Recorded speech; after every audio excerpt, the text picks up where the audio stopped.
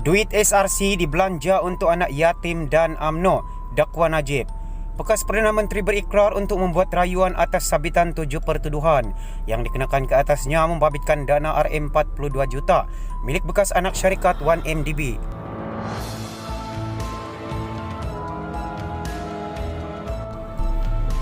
Kira-kira seminggu selepas didapati bersalah atas pertuduhan pengubahan wang haram, pecah amanah dan salah guna kuasa dalam perbicaraan SRC International Sendirian Berat (SRC), Najib Razak tampil menegaskan bahawa RM42 juta wang itu digunakan bukanlah untuk tujuan peribadi.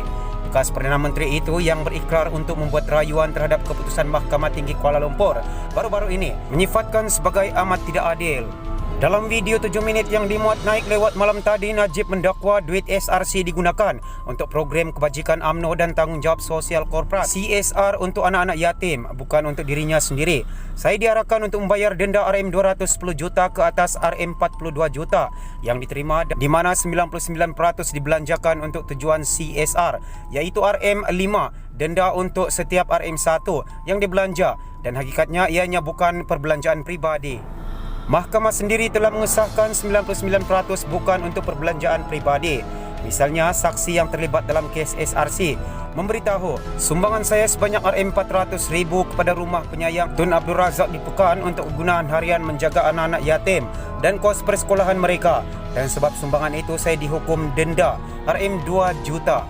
Saya dihukum kerana membuat kebajikan menjaga anak yatim dan persekolahan mereka, dakwa Najib. Perbelanjaan percutian peribadi. Najib turut meluahkan rasa kesal apabila didenda kerana memberikan wang kepada UMNO.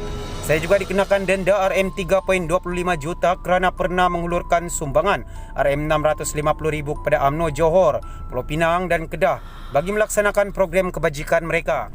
Banyak lagi contoh perbelanjaan seperti ini yang bukannya untuk kepentingan peribadi ataupun untuk kesalahan hidup saya, tapi untuk tujuan rakyat dan untuk parti, katanya lagi. Berdasarkan keterangan saksi, sebanyak RM300,000 disalurkan dari akaun Najib ke UMNO Johor Bahru, RM1 juta ke Badan Perhubungan UMNO Pulau Pinang dan RM50,000 kepada Ketua UMNO Pedang Serai Asmadi Abu Talib pada 2015.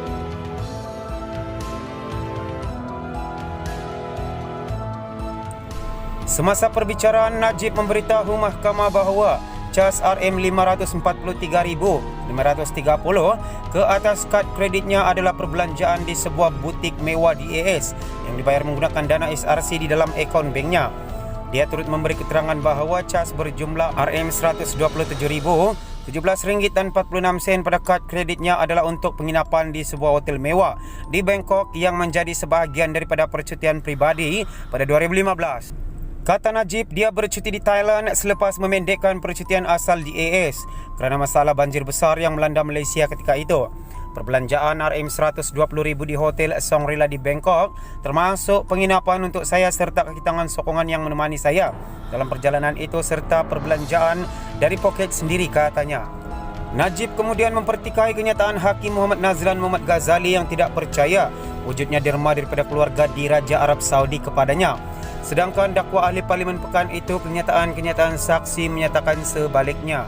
Semasa perbicaraan, pasukan pembelaan Najib berulang kali berhujah bahawa Najib percaya bahawa wang RM42 juta yang diterima dalam akaun banknya antara Disember 2014 hingga Februari 2015 merupakan derma daripada keluarga Diraja Arab Saudi.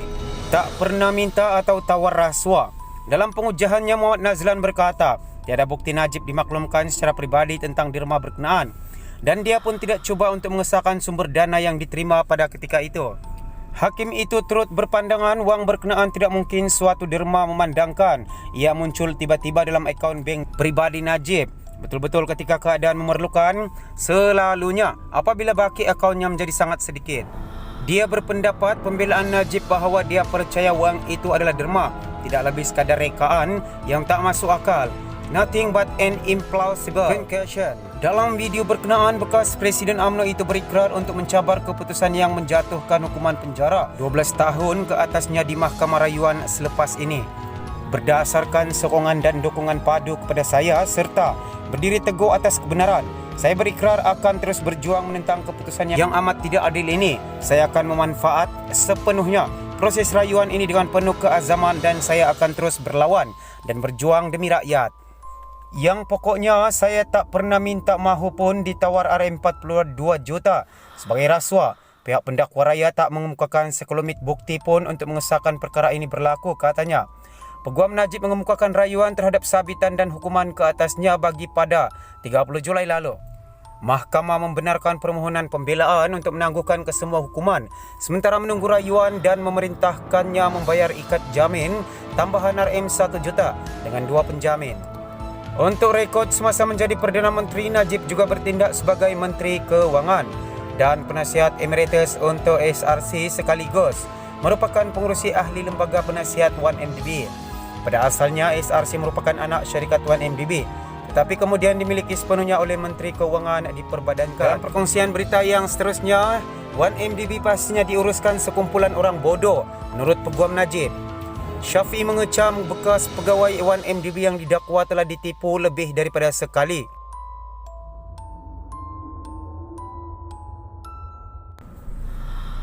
Pasukan pembelaan bekas Perdana Menteri Najib Razak dalam perbicaraan rasuah RM2.28 bilion dana 1MDB hari ini mengecam seorang bekas pegawai syarikat itu kerana didakwa telah ditipu lebih daripada sekali.